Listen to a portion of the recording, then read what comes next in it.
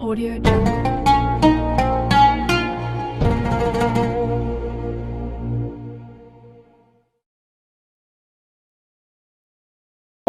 And in order to achieve that, we tweak our personalities and present ourselves in different ways according to the environment we're in and according to the people that we are set with. From the fear of alienation, from the fear of being given the title of gharib, you're a stranger, you're weird.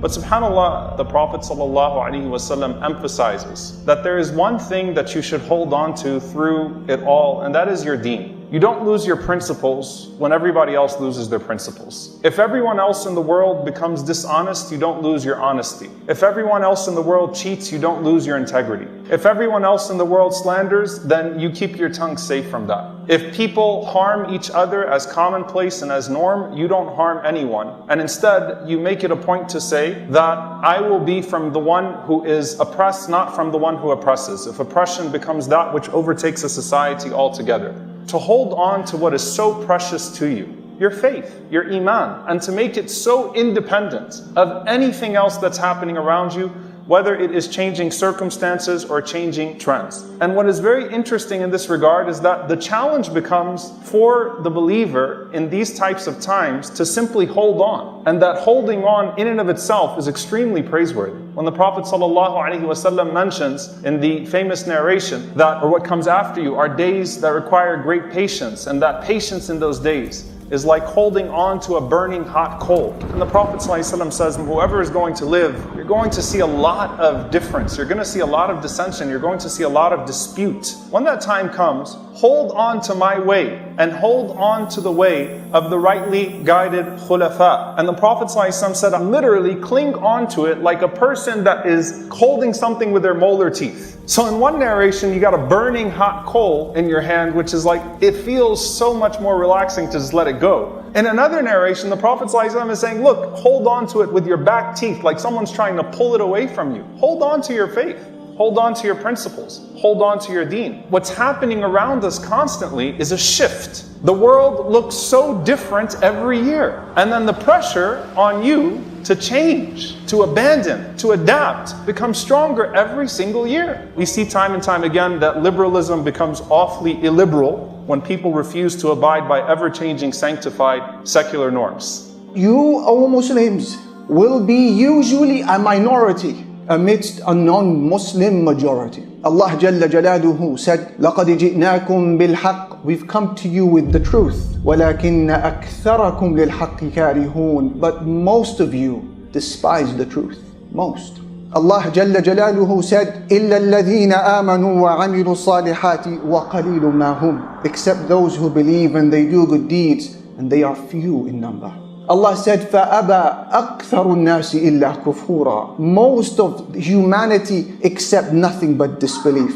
Most. Allah said, وَقَلِيلٌ مِنْ عِبَادِيَ الشَّكُورِ. Few of my servants are those who are grateful. Every time the Quran speaks of a majority, it dispraises it. Every time the Quran speaks of a minority, it praises it. A stranger amidst people who don't share your religion, and it is stressful. Many times when an imam or a scholar or a student of knowledge or an activist speaks about the prohibition of buying and selling drugs or alcohol or using interest or serving shisha in your store or something to that effect, in many instances, those who protest and object are the Muslims themselves. Many times when you speak about the ideal hijab intended by Allah for our mothers, our sisters, our daughters, those who are first to object in some instances are the Muslims themselves. When you speak about the role of motherhood and being a homemaker as being a great profession and raise it above all, in many instances those who object are the Muslims themselves.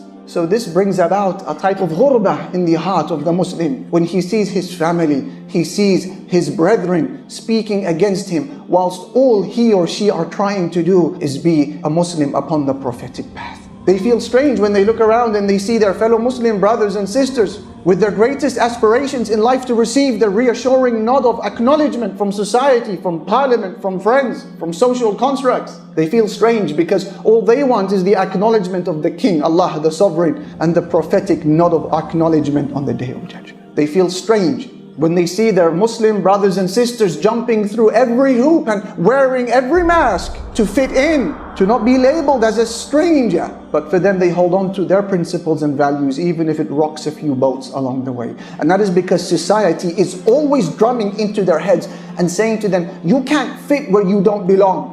So they've given up trying to fit in at the expense of their principles, and they have chosen to not compromise. They have chosen to inhabit planet Earth on their own terms, on their own conditions, as practicing Muslims who will not compromise. You're actually enduring hate just because you're doing the same thing that your parents did and that your grandparents did, and you're worshiping with a religion and abiding by an instruction as 1400 years old. And you didn't get the memo on Twitter that things have changed yet. And you're trying to maintain and hold on, and that takes a level of endurance. And sometimes that comes with great sacrifice, and sometimes that comes with great abuse. Muhammad Ali, of course, rahimahullah ta'ala, one of the most celebrated people in American history, and certainly the most celebrated American Muslim in history. When he refuses to be inducted into the draft, he was the most hated man in the country.